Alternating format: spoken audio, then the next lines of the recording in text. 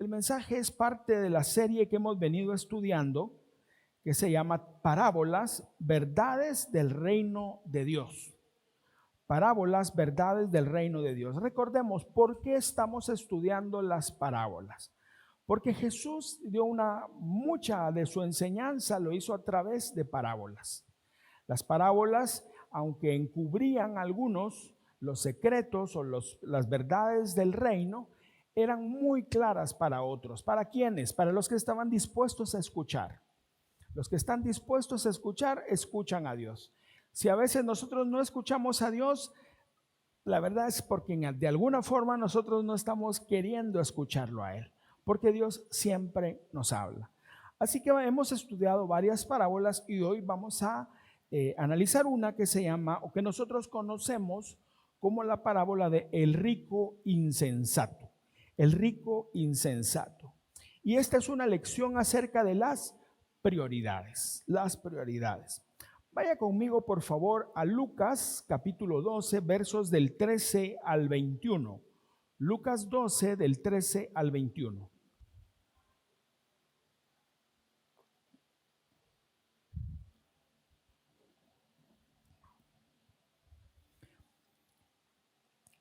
Lo pongo rápido en contexto. Jesús estaba en Galilea, estaba enseñando y multitudes llegaban a él. Y entre esa multitud, cuando llegó la gente, Jesús estaba dando discursos, estaba enseñando de manera muy directa. Pero aquí algo pasó, cambió. Hubo una interrupción y eso motivó la parábola. Como decíamos, siempre es importante para entender la parábola por qué Jesús lo dijo. Y aquí encontramos el caso. Verso 13. Le dijo uno de la multitud a Jesús: Maestro, di a mi hermano que parta conmigo la herencia. Mas Jesús le dijo: Hombre, ¿quién me ha puesto sobre vosotros como juez o partidor? Y les dijo: Mirad y guardaos de toda avaricia, porque la vida del hombre no consiste en la abundancia de los bienes que posee. También le refirió una parábola diciendo: La heredad de un hombre rico había producido mucho. Y él pensaba dentro de sí diciendo: ¿qué haré? Porque no tengo dónde guardar mis frutos. Y dijo: esto haré. Derribaré mis graneros y los edificaré mayores. Y allí guardaré todos mis frutos y mis bienes. Y diré a mi alma: alma, muchos bienes tienes guardados para muchos años. Repósate, come, bebe, regocíjate. Pero Dios le dijo, y esto es muy interesante porque de todas las parábolas de Jesús solo hay una donde Dios interviene directamente. Solo hay una, y es esta. Pero Dios le dijo: necio, esta noche vienen a pedirte tu alma, y lo que has provisto, ¿de quién será? Así es el que hace para sí tesoro y no es rico para con Dios. Acompáñame, vamos a orar. Señor, te damos gracias por tu palabra. Te pedimos, Espíritu Santo, que nos permitas escucharte. Prepara nuestro corazón y ayúdanos a nosotros a disponer nuestro corazón para escuchar estas verdades, Señor, y que podamos comprenderlas y que podamos ponerlas en práctica. Espíritu Santo, tú que eres el maestro de la iglesia, háblanos en esta mañana. Te lo pedimos en el nombre de Jesús. Amén y amén. Poco menos de un tercio de las parábolas de Jesús, que son más o menos entre 37 y 40, depende cómo ahí difieren los estudiosos, pero más o menos un tercio de esas parábolas tienen que ver con dinero. De hecho, Jesús habló más del dinero que del cielo y el infierno, aunque hay una parábola muy particular sobre el tema, que es, por cierto, es la parábola que sigue en la serie, pero Jesús habló más del dinero. Ahora, no en el sentido que muchos le dan hoy, que el dinero es lo más importante y que Dios quiere que usted sea rico y que si usted hace esto o aquello, Dios le va a bendecir. No, Jesús habló y habló tajantemente y habló de una manera muy firme y seria acerca del dinero. Y esta es una de esas parábolas. Ahora, ¿por qué Jesús lo hizo? Porque ese era un tema relevante en el tiempo de Jesús y también en el nuestro. Por eso debemos poner mucha atención a lo que el Señor enseña en esta parábola. Y vamos al primer punto. Un pedido egoísta y una advertencia. Un pedido egoísta y una advertencia. Leamos los versos del 13 al 15. Le dijo uno de la multitud: Maestro, di a mi hermano que parta conmigo la herencia. Mas él le dijo: Hombre, ¿quién me ha puesto sobre vosotros como juez o partidor? Y les dijo: Mirad y guardaos de toda avaricia, porque la vida del hombre no consiste en la abundancia de los bienes que posee. Le dijo maestro. ¿Por qué le dijo maestro? Esta palabra en griego es el equivalente al hebreo rabí, que quiere decir precisamente maestro. Los maestros eran estudiosos de la ley que estaban o que se consideraban capacitados para juzgar sobre asuntos de la ley de Dios. Entonces la gente los buscaba a ellos. Sin embargo, aunque los rabinos escuchaban a la gente y podían dar un consejo o resolver de acuerdo a la ley, también es cierto que había tribunales ya establecidos. La semana pasada que hablamos acerca de la viuda y el juez injusto, hablamos de eso. Había tribunales establecidos, tribunales judíos que juzgaban de acuerdo a la ley, pero también había tribunales romanos que juzgaban de acuerdo a la ley romana. Entonces viene este hombre y se encarga, o mejor dicho, le pide a Jesús esto: dile a mi hermano que parta conmigo la herencia. Ahora, si ponemos mucha atención, lo que este hombre está pidiendo no es que Jesús sea un árbitro en este asunto. No está diciendo: Señor, escúchame a mí y a mi hermano y dinos lo que es justo hacer. Eso no está diciendo. Le está diciendo: Señor, dile a mi hermano que comparta o que parta conmigo la herencia. De hecho, este hombre ya sabía lo que quería. Y lo que quería era que Jesús simplemente dijera: sí, tu hermano tiene razón. Y ya, eso no es justicia. Desde ahí empezamos a verle que las cosas no están bien. Y por eso, sin duda, esa fue la razón por la cual Jesús respondió de esa manera. Porque la respuesta de Jesús fue tajante. No le dijo: mira, hablemos después. No le dijo: mira, busca a otro juez. No, le dijo así, fue muy claro. Jesús le dijo: ¿quién me ha puesto sobre vosotros como juez o partidor? Partidor era el que decidía, un árbitro, juez o árbitro de este asunto. El problema no era la petición en sí, sino la razón de la petición. Lo que aquel hombre es que un rabino importante como Jesús pudiera acuerpar su petición y que entonces su hermano tuviera que decir: ni modo, el rabino dijo esto, lo voy a hacer. Eso es lo que buscaba. Nuevamente, eso no es justicia. Eso no es justicia. Una cosa es pedir justicia y otra cosa es pedirle a Dios que haga lo que yo quiero que haga. Un estudioso y maestro, el señor J.L. Newbigin, dice esta frase, por eso se las comparto: nuestro problema, como vemos a la luz del Evangelio, es que todos creemos que nos corresponde más de lo que le corresponde al prójimo. Ese es nuestro problema y nadie se salva. Cuando nosotros estábamos en el grupo de jóvenes hace muchos años, íbamos a comer pizza. Muchas veces íbamos a comer pizza. En esa época la pizzería tenía unos platos de aluminio, pero a fuerza de tanto uso estaban pandos. Y entonces cuando ponían la pizza, si uno la tocaba, así empezaba a dar vueltas.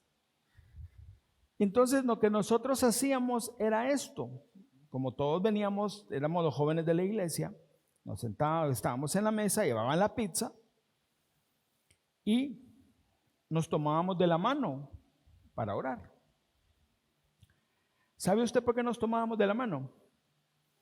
Porque yo ya había visto que mi primo, cuando todos estábamos orando, empezaba a darle vuelta al molde hasta que el pedazo grande le quedaba enfrente.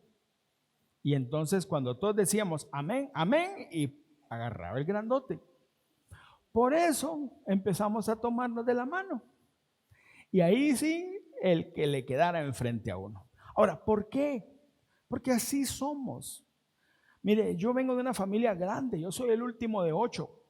Aunque mis hermanos, mucho más grandes que yo, la mayoría de ellos, pero tenía una hermana, o tengo una hermana que es más o menos cercana a mí y siempre quería más. Siempre quería el pedazo grande. Yo también, después vino mi sobrino, y entonces yo, como era el grande, yo era el que quería el pedazo grande, y él también, y bueno, así somos. Y eso es lo que Jesús vio en este hombre, en la petición de este hombre. Jesús de alguna manera les dijo, mira, yo no vengo a resolver sus asuntos. Eso dijo Jesús. Ahora, no es que a Jesús no le importe la justicia, claro que le importa la justicia.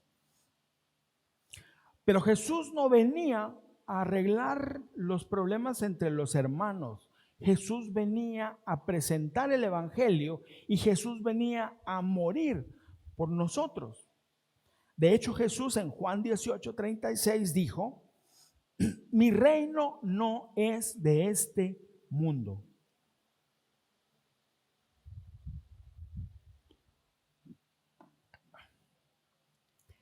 Disculpen estas pausas, pero esto es té y me ayuda un poco. Mi reino no es de este mundo. Jesús no lo quiso hacer. Pero entonces Jesús cambia y dice, versículo 15, mirad y guardaos de toda avaricia. Si se da cuenta, primero está hablando con el hombre. Aquel hombre le habló, no sabemos quién era. Y entonces Jesús le responde, yo no vine o quién me ha puesto como juez tuyo y sobre ellos. No. Pero después mira a toda la multitud y a toda la multitud le empieza a hablar a partir de aquí. Y lo primero que dice es, mirad y guardaos de toda avaricia. ¿Qué es la avaricia? La avaricia, según el diccionario, es el afán o deseo desordenado de poseer riquezas, bienes, posesiones u objetos de valor abstracto con la intención de atesorarlos para uno mismo. Eso es avaricia. Querer tenerlo todo para mí. Eso es avaricia. Ahora, está hablando mucho más allá de lo necesario para vivir. Yo no estoy diciendo que uno no tiene que esforzarse para poder tener un mejor carro, una mejor casa, o que nuestro negocio, si son empresarios, pueda expandirse. No, claro que eso está bien. Aquí estamos hablando de lo que es mucho más de lo necesario. ¿Qué hacer con eso? Cuando ese excedente se vuelve el propósito nuestro, eso se llama avaricia. Y entonces Jesús dice, porque la vida del hombre no consiste en la abundancia de los bienes que posee. En otras palabras, dice, no amen demasiado las cosas terrenales, porque no son lo más importante. Y esta frase o esa idea está presente en la Biblia, en toda la Biblia, no solo aquí. Está en el Antiguo Testamento. Pablo también lo dijo cuando dijo, no amen las cosas de la tierra. Pongan su corazón en el cielo. Jesús dijo, no hagan tesoros en la tierra, sino hagan tesoros en el cielo. Es exactamente la misma idea. Y eso tiene que ver, mis amigos, con prioridades. La prioridad es lo más importante. Y entonces aquí debemos de empezar a preguntarnos, ¿cuáles son mis prioridades? Porque Jesús está hablando de prioridades. Ahora, lo que Jesús, o de las palabras de Jesús podemos entender algo. Que este hombre que hizo esa pregunta o hizo esa petición de que Jesús estuviera de su lado cuando hablara con su hermano por la herencia, no se iba a contentar, no importa cuál fuera la respuesta. Pudo haberlo recibido todo y de todas maneras hubiera querido más. ¿Por qué? Porque en su corazón había avaricia. En esa época, estamos hablando del siglo I, la avaricia era un vicio de carácter, no era bien visto.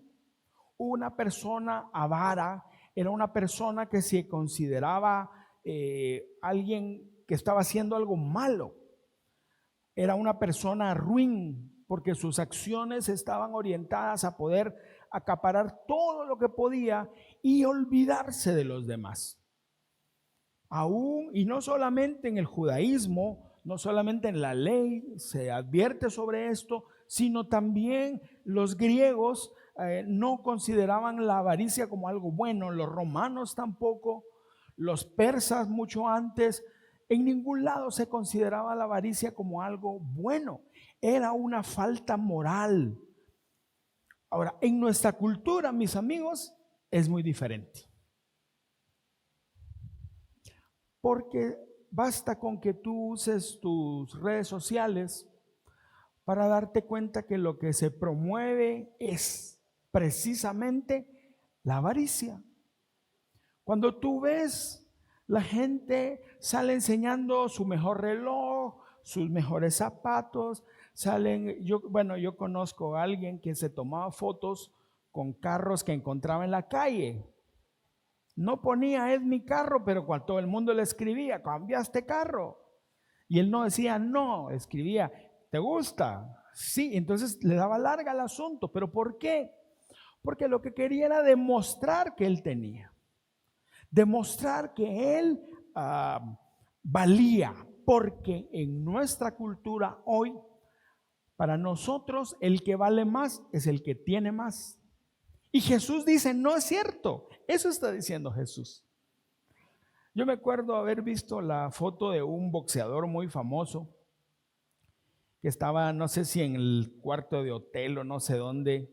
El tipo sentado a la par de una cama llena de billetes, pero una cantidad terrible de dinero. Y el tipo con cosas de oro.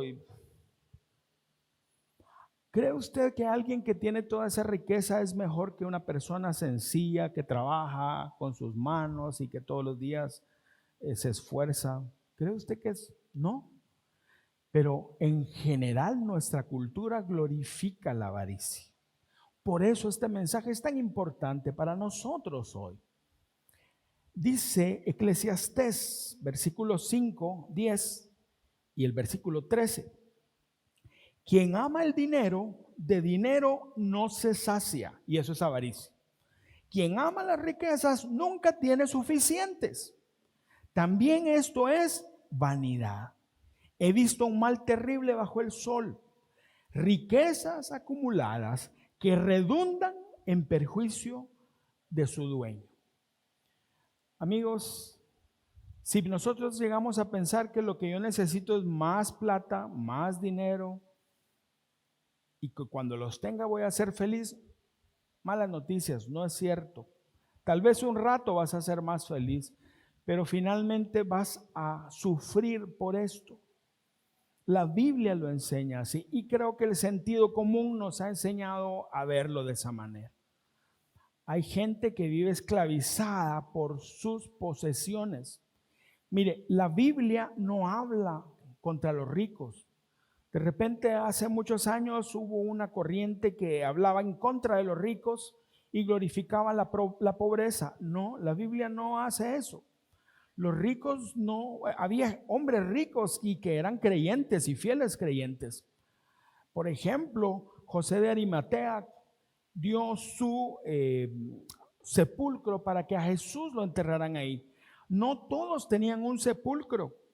Él sí, porque él era un hombre rico, por eso deducimos que era un hombre rico.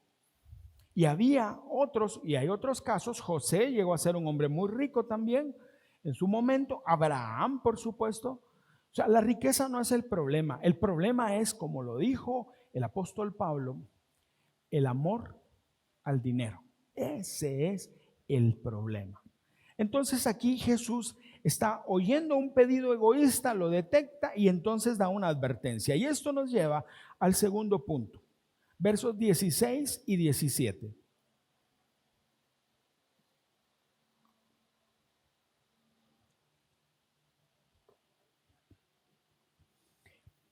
Y entonces viene la parábola. También le refirió una parábola, diciendo, la heredad o es el terreno, la heredad de un hombre rico había producido mucho. Y él pensaba dentro de sí diciendo, ¿qué haré? Porque no tengo dónde guardar mis frutos. Ahora, Jesús empieza hablando de un hombre que había recibido, y quiero usar esta palabra, recibido abundancia. No dice Jesús, y un hombre trabajó mucho y recibió abundancia, lo cual está bien, eso no hay ningún problema con eso. Pero Jesús enfatiza esto, la heredad produjo mucho. Podemos asumir entonces que el hombre hizo su trabajo fiel en su terreno, pero hubo abundancia. ¿No te ha pasado eso, que a veces tú estás esforzándote en un trabajo, en un proyecto, y te esfuerzas el doble y no tienes el resultado que esperabas? Y trabajas más y más y más y no. Y otras veces tal vez el proyecto que no creías ni que iba a salir, ni creías que tenía posibilidad, ni le daba mucho futuro, de repente fue la oferta que mandaste pensando, ni modo, la voy a mandar. Y esa es tu mejor negocio de repente. ¿No te ha pasado eso? Y eso tiene que ver con Dios. Es un regalo de Dios. Y a eso se refiere Jesús. La Biblia dice en Deuteronomio 28:8 esto. El Señor te asegurará bendición en todo lo que hagas y llenará tus depósitos con granos. El Señor tu Dios te bendecirá en la tierra que te da. Y esta es una promesa al pueblo de Israel, y quiero decirlo, está dentro del marco de la obediencia al pacto. Si el pueblo era obediente, iba a recibir esa bendición. Pero la verdad es esta, a veces Dios en sus designios, Él decide bendecir a alguien que no está precisamente en la mejor posición delante de Él. Quiero decir esto, y esto es importante. La prosperidad no es necesariamente un signo de que Dios te está bendiciendo. Porque a veces la gente dice, no, es que yo estoy bien porque Dios me bendice, y la gente no sabe, pero tú estás haciendo por debajo de agua negocios turbios, o tal vez estás viviendo tu vida moralmente de una manera muy desordenada, pero como me va bien, Dios me bendice. No es así, no es así.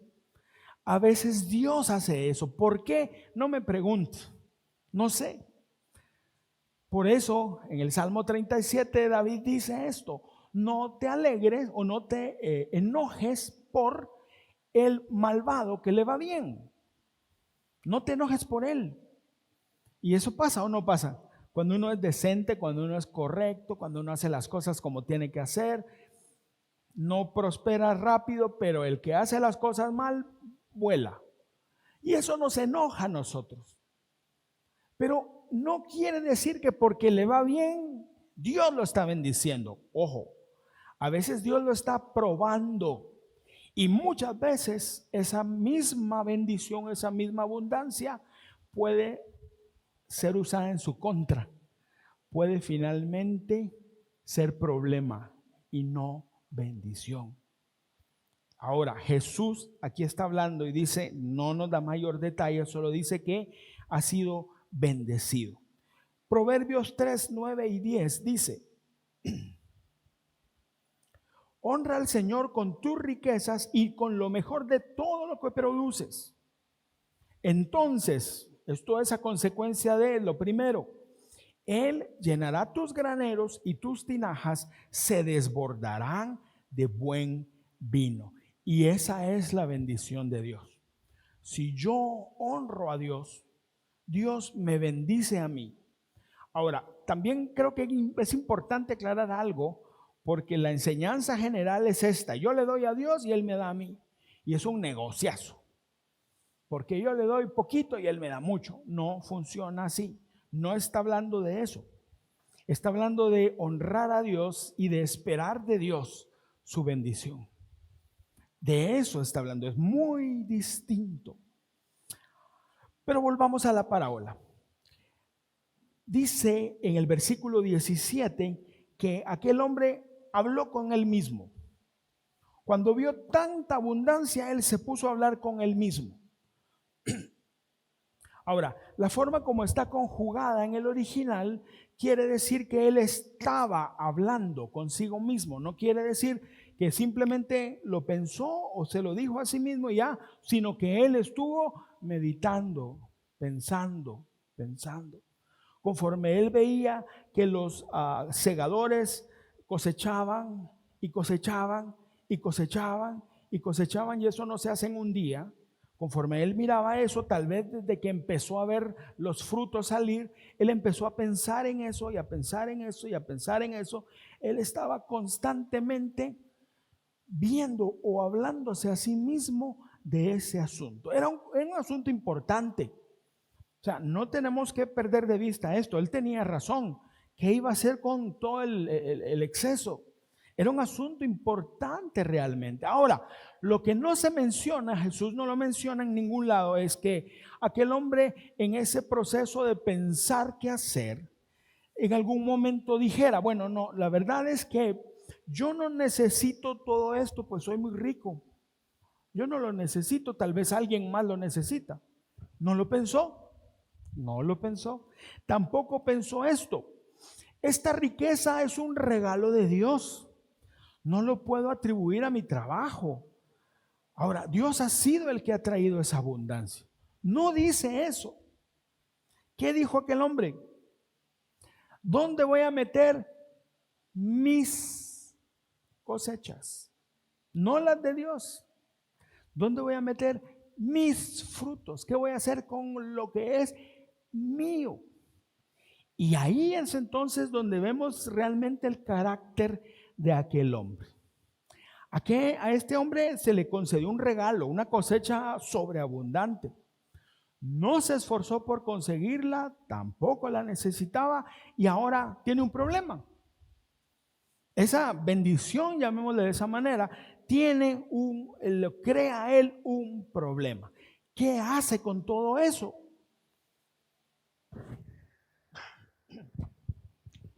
Perdón. ¿Qué hace con todo eso? Ahora, la pregunta es esta: ¿por qué esa bendición era un problema? ¿Por qué? O cambiemos la pregunta: ¿eso debía ser un problema? O sea, Dios le dio esto pensando, le voy a dar un buen problema a este fulano. No. ¿Debía ser un problema? ¿Qué dice la Biblia? 2 Corintios 9:11. Dice el apóstol Pablo: serán enriquecidos, está hablándole a la iglesia, en todo sentido. ¿Para qué? Para que siempre puedan ser generosos. Y cuando llevemos sus ofrendas a los que las necesitan, ellos darán gracias a Dios. ¿Se da cuenta? ¿Para qué era esa bendición? O la Biblia, ¿para qué nos enseña que a veces Dios nos bendice de más? Y gloria a Dios por eso, de verdad, gracias a Dios. Pero no se equivoque, mi hermano, no es solo para nosotros. Es para que nosotros podamos ser generosos. Ahora pensémoslo de esta manera: si la abundancia es fruto de la gracia de Dios, creo que hemos hablado del tema suficiente.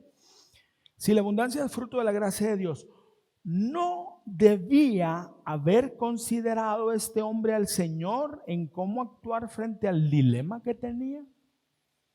Si esa riqueza no era de él porque era una bendición de Dios, ¿no debería aquel hombre por lo menos preguntarle a Dios qué hacer con esa riqueza? Y eso nos lleva al tercer punto. Los planes egoístas. Los planes egoístas.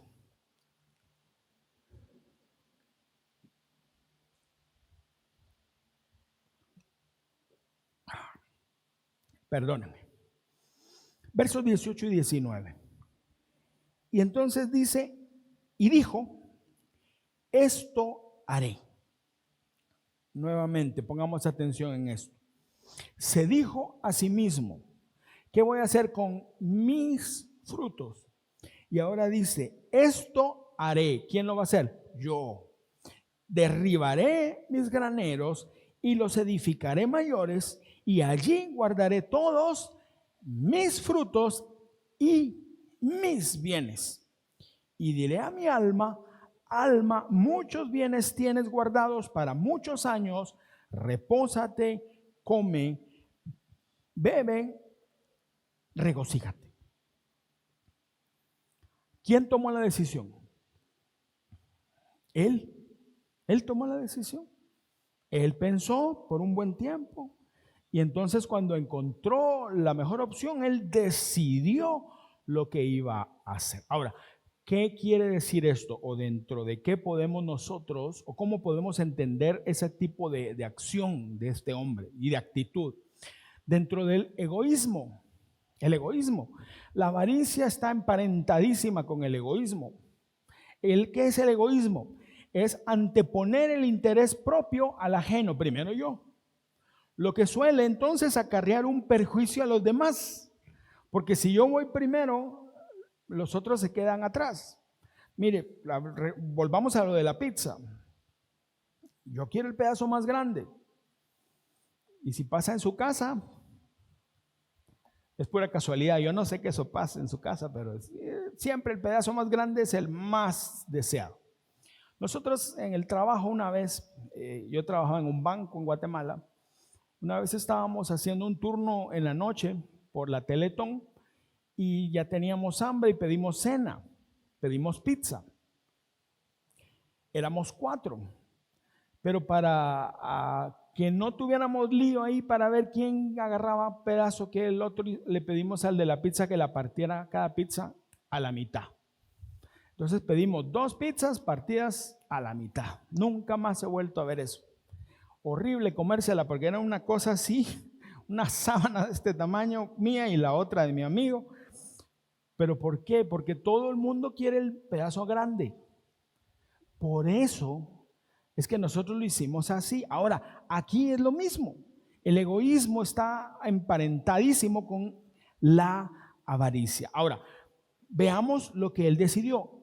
Derribaré mis graneros y los edificaré mayores. Ahora, ¿ustedes creen que eso es malo? Yo no le encuentro nada malo. Perdón, yo no encuentro nada malo.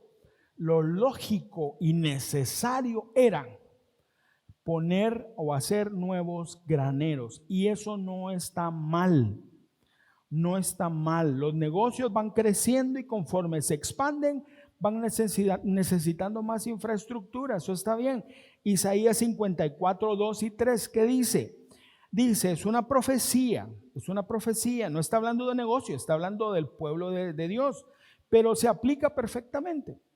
Porque dice Dios, amplía tu casa, construye cuartos adicionales, ensancha tu morada, porque pronto no tendrás espacio. ¿Y de qué está hablando? Más adelante dice, porque la que nunca tuvo hijos ahora va a tener hijos. Por eso está diciendo esto. Pero si se da cuenta, es la misma historia. Crecimiento, entonces tiene que haber una mayor capacidad de recibir ese crecimiento. Eso no es problema. El problema sí es por qué lo hace. Ese es el problema. ¿Por qué lo hace? Versículo 19. Y aquí sabemos, nos damos cuenta por qué. La primera parte dice, y diré a mi alma. Ahora, esas palabras, tal vez no le está hablando a la almita, sino está hablándose a sí mismo. Está hablándose a sí mismo. Ahora, esas palabras no son tristes, son penosas, dan pena. ¿Por qué? Porque este hombre, que era un hombre rico, muy seguro de sí mismo, él consideró que ya había cumplido la misión de su vida. Y entonces se iba a retirar a disfrutar todo lo que tenía. Pero ¿a quién se lo está diciendo? A él mismo. ¿Por qué no se lo dijo a su familia? ¿Por qué no se lo dijo a sus amigos? ¿Por qué eso no se lo dijo a sus vecinos? Para nosotros tal vez es un poco difícil entenderlo, pero la cultura oriental es una cultura corporativa, es una cultura de comunidad. Por eso es que había tanta fiesta. Por eso es que Dios mismo estipuló fiestas, porque todo el pueblo celebraba. Las parábolas que estudiamos antes, cuando se perdió la oveja aquella y cuando fue encontrada, ¿qué hizo aquel hombre? Hizo una fiesta. ¿Con quién? Con los pastores, con sus amigos, para celebrar. Cuando aquella mujer que menciona la parábola de la moneda perdida encontró la moneda que se le había perdido, ¿qué hizo? Fiesta. ¿Con quién? Con sus amigas. ¿Para qué? Para celebrar. Cuando el hijo pródigo, cuando el hijo pródigo llegó, el padre estaba tan feliz que ¿qué hizo? Fiesta para celebrar. ¿Con quién está celebrando esa gran cosecha este hombre? Con nadie. No menciona familia, no menciona amigos. Ahora, ¿es posible que tuviera esposa, tuviera hijos? Sí. Pero en su corazón él estaba guardando para sí ese gozo. Y esto es otra cosa importante. El amor al dinero es una cárcel. El amor al dinero es una cárcel y es una cárcel solitaria. Puede ser que él se hubiera vuelto desconfiado y por eso no haya querido compartir con nadie sus planes o su alegría. O puede ser que era un hombre que estaba tan enfocado en la riqueza que la gente se había apartado de él, porque la gente avara no dan ganas de estar con ellos. No dan ganas de estar con ellos. En ese banco donde yo trabajé, me acuerdo que una de las secretarias llegó conmigo, yo autorizaba la apertura de cuentas, llegó conmigo y me llevó los documentos de una cuenta de un señor que quería hacer un depósito a plazo fijo, no me acuerdo, eran como 7 millones de quetzales, era bastante plata, pero la pregunta de la secretaria fue esta, me dijo, fíjate que el señor no quiere poner un beneficiario. Y todas las cuentas, si usted tiene una cuenta en el banco, siempre le preguntan a uno, ¿a quién quiere dejar de beneficiario? Y este señor, cuando le preguntaron, dijo que no quería dejar beneficiario. La secretaria le dijo, pero mire, puede ser su esposa, pueden ser sus hijos. Y él dijo, no. Su mamá o su papá, no. Bueno, pueden ser sus hermanos, no. El asunto es que el tipo no quería dejar a nadie. Fui yo a hablar con él y le expliqué, porque yo pensé, tal vez no entiende que puede escoger él a quien quiera hacerlo. Y me dijo, no, la verdad es que toda esa gente solo quieren mi pisto y están esperando que yo me muera y no les voy a dar el gusto. Yo me quedé sin saber qué decir, porque al principio pensé que era una broma y yo me iba a reír. Pero lo vi el tipo tan serio y hasta enojado que dije yo, me acuerdo que hablé con mi jefe, porque nunca habíamos tenido un caso así. Mi jefe me dijo, mira, él tiene ese derecho, solo que te firme un documento donde él diga que él renuncia a su derecho de tener un beneficiario. Y con eso es suficiente. Y eso hicimos. Después de que el señor se fue, me llegó la secretaria conmigo y me dice, mira qué triste la vida de este señor, me dice, qué triste. Porque necesidad, por lo menos material, aparentemente no tenía, pero tenía un corazón tan solitario, un corazón tan sufriente, diría yo. Ahora, ¿por qué? Porque su corazón estaba puesto en el dinero, mis amigos. Versículo 19, Jesús dice al final, dice, alma, muchos bienes tienes guardados para muchos años, repósate, come, bebe, regocíjate. Nuevamente, eso no es el problema. Eso no es el problema. Que usted pueda irse a dar unas vacaciones a un lugar bonito está bien. Siempre y cuando no falte al trabajo y siempre y cuando lo haga con la plata que tiene que ser. Pero eso no está mal, que usted trabaje, se esfuerce y después haga una inversión en una casa en la playa, en una casa en la montaña, o vaya a hacerse un viaje. Eso está bien, no hay problema con eso, mis amigos. No hay problema con eso. Eclesiastés 2, 24 y 25, ¿qué dice? Entonces, dice el predicador, llegué a la conclusión de que no hay nada mejor que disfrutar de la comida y la bebida y encontrar satisfacción en el trabajo. Luego me di cuenta de que esos placeres, ojo, provienen de la mano de Dios. Pues, ¿quién puede comer o disfrutar de algo separado de Él, separado de Dios? ¿Se da cuenta de la sabiduría de estas palabras? Disfrutar de tu trabajo, de tu esfuerzo, está bien. Y eso es un don de Dios. Pero agrega, ¿quién puede disfrutar de esto separado de Dios? Nadie. Nadie. Pero este hombre, eso es lo que precisamente estaba buscando. Y eso es lo que muchas veces nosotros también hacemos. Cuando nosotros dejamos a un lado a Dios y queremos disfrutar de lo que Él nos dio, pero separados de Él. No funciona así. Este hombre había dejado a Dios a un lado y parecía que su futuro estaba asegurado, porque él ya sabía lo que iba a hacer y podía hacerlo, pero aquí viene el final, el último punto, la intervención de Dios. Y este último punto tiene por título esto: ricos para con Dios. Ricos para con Dios. No ricos en la tierra, sino ricos para con Dios.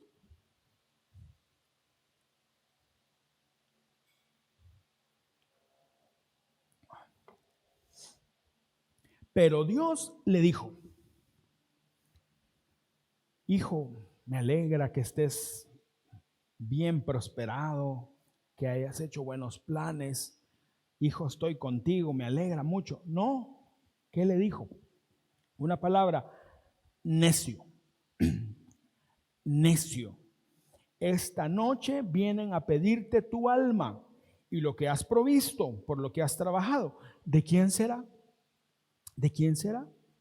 Y entonces Jesús cierra la parábola diciendo esto: así es, así como este hombre y lo que Dios le dijo.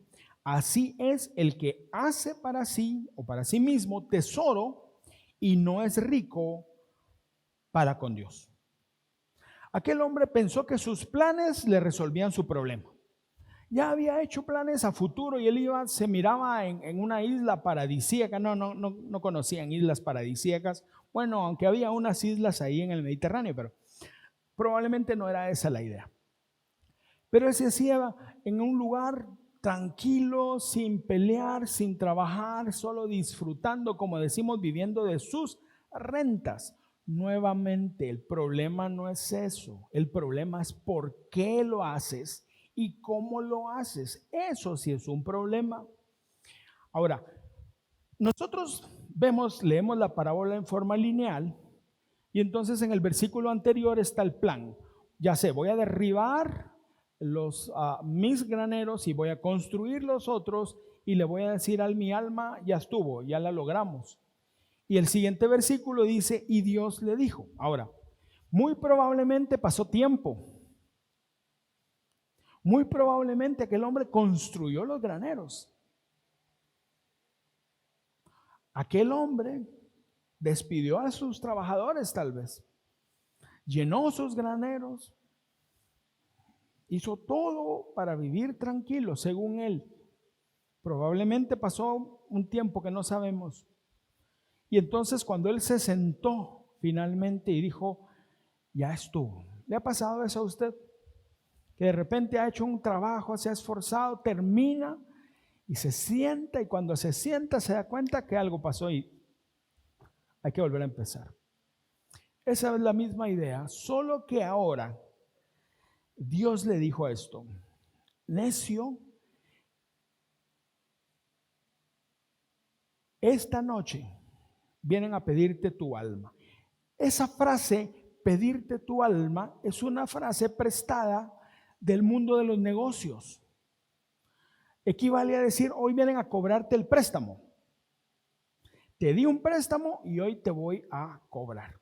Usted va al banco y le dicen en 5 años, usted tiene 5 años para pagar, y al final del 5.º año, si no ha pagado, hay un problema. Porque el banco está esperando que al final del 5.º año usted termine de pagar. O si alguien le da un anticipo y le dice, bueno, me lo tenés que devolver tal fecha. Es la misma idea.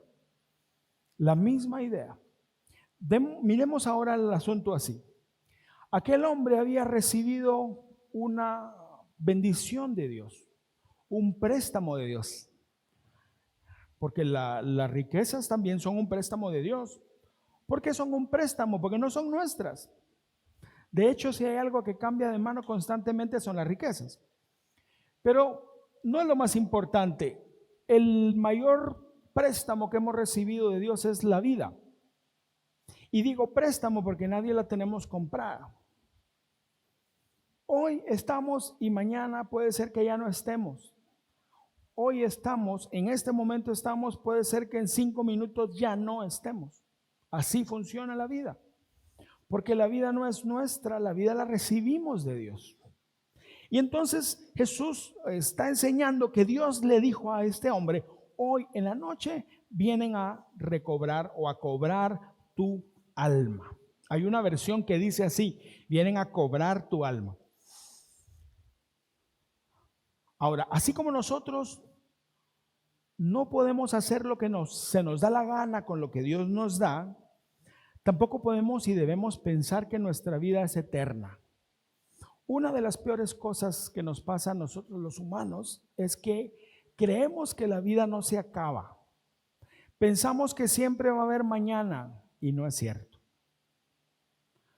Y esta parábola nos muestra la importancia de tomar o de poner las prioridades en orden para que el día que llegue, que va a llegar, nadie se escapa, todos vamos a llegar al momento en el cual tengamos que entregar nuestra alma al Señor, y nosotros tenemos que estar preparados para esto. Y este hombre, mis amigos, no estaba preparado. Ahora, ¿cómo sabemos eso? Por lo que le dijo necio. La palabra que se traduce como necio quiere decir tonto, quiere decir sin sesos, eso quiere decir. Lo tuviste todo, pero no tienes nada. A la hora de la hora no tienes nada. Ahora, necio. ¿A quiénes llama la Biblia necios? Salmo 14:1 dice, los necios piensan, Dios no existe. Dios no existe. Hay mucha gente, y el ateísmo, que es la increencia o la no creencia en Dios, ha crecido mucho, sí.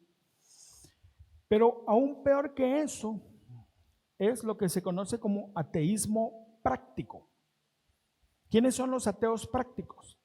Son los que no dicen que Dios no existe, no lo niegan. Algunos hasta están en las iglesias, pero entonces, ¿por qué son ateos? El ateísmo práctico tiene que ver con creer que Dios existe, pero vivir como que no existiera. Eso es diferente. Yo puedo aún venir y levantar mis manos y alabar a Dios, pero mi vida puede decir otra cosa. No es mi boca lo que dice quién soy. Es mi corazón, y mi corazón solo Dios lo conoce, y lo conoce perfectamente bien. Ahora, este hombre era alguien así. Lo tuvo todo, recibió de Dios, pero en su corazón él apartó a Dios. Y Jesús dice, así son los que son ricos en el mundo, pero no son ricos para con Dios. Podemos deducir entonces que lo que nosotros necesitamos son tesoros espirituales y no tesoros materiales. Y quiero hacer una pausa aquí. Trabaje, mi hermano, esfuércese, maneje bien sus finanzas, eso está bien, eso honra a Dios, pero no ponga su corazón en eso. Ese es el problema. Ahora, ¿cuáles son esos tesoros espirituales que debemos buscar? Uno de ellos es la fe. Santiago 2:5 dice, escuchen mis queridos hermanos, ¿no ha escogido Dios a los que son pobres según el mundo para que sean ricos en la fe y hereden el reino que prometió a quienes lo aman? La fe es una riqueza que debemos buscar. La fe, ¿qué tiene que ver? Con dos cosas. Uno, con conocer a Dios y creer en nuestro corazón quién es Dios. Y eso cómo lo hacemos en la Biblia y teniendo comunión con Él. Y también la fe tiene una segunda vertiente que es fidelidad, ser fiel a Dios. De eso se trata. Otro tesoro son las buenas obras. 1 Timoteo 6, 17 al 19 dice, a los ricos de este mundo, mándales que no sean arrogantes ni pongan su esperanza en las riquezas, que son tan inseguras, sino en Dios. Él nos provee de todo en abundancia para que lo disfrutemos. Mándales que hagan el bien, esas son obras, que sean ricos en buenas obras, generosos y dispuestos a compartir lo que tienen. De este modo atesorarán para sí un seguro fundamento para el futuro y obtendrán la vida verdadera. Ese es un buen tesoro. Ahora, creo que también hay que aclarar esto. No está hablando de buenas obras para ser salvo, no está hablando de eso. Está hablando de ser consecuentes con la salvación que tenemos. Yo no puedo decir que yo soy cristiano y amo a Dios si miro a mi hermano que está sufriendo y no lo ayudo. Eso dice Santiago. Las buenas obras son consecuencia de nuestra fe, no son sustituto de nuestra fe. Eso es importante. Ahora, ¿qué es lo opuesto a esas buenas obras? Lo opuesto son aquellos que edifican una vida que no pasará la prueba. 1 Corintios 3, 11 al 13. Porque nadie puede poner un fundamento diferente del que ya está puesto, que es Jesucristo.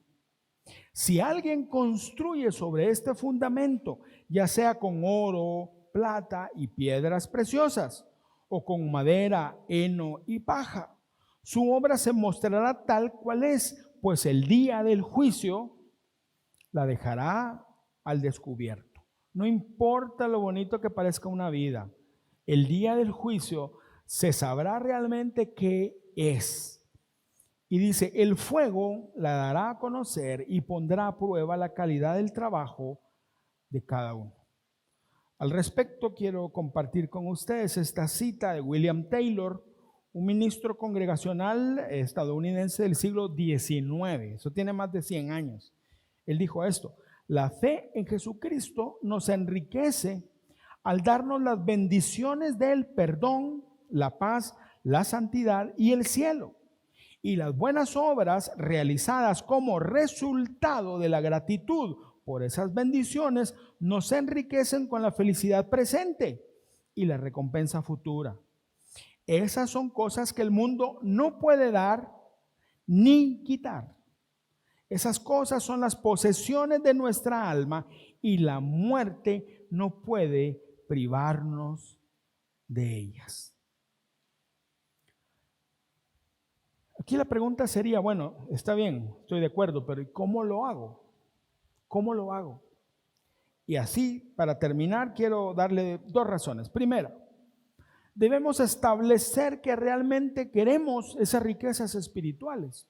no solo decirlo, realmente lo queremos y por tanto estamos dispuestos a servir a Dios ante todo en vez de a nuestras posesiones, porque nosotros servimos a nuestras posesiones. No creamos que el dinero es nuestro esclavo, nosotros somos esclavos del dinero cuando lo amamos de más.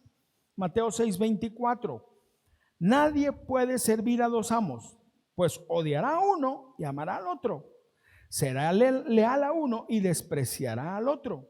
No se puede servir a Dios, y esta versión me gusta cómo lo pone, y estar esclavizado al dinero. No se puede. O amas el dinero o amas a Dios.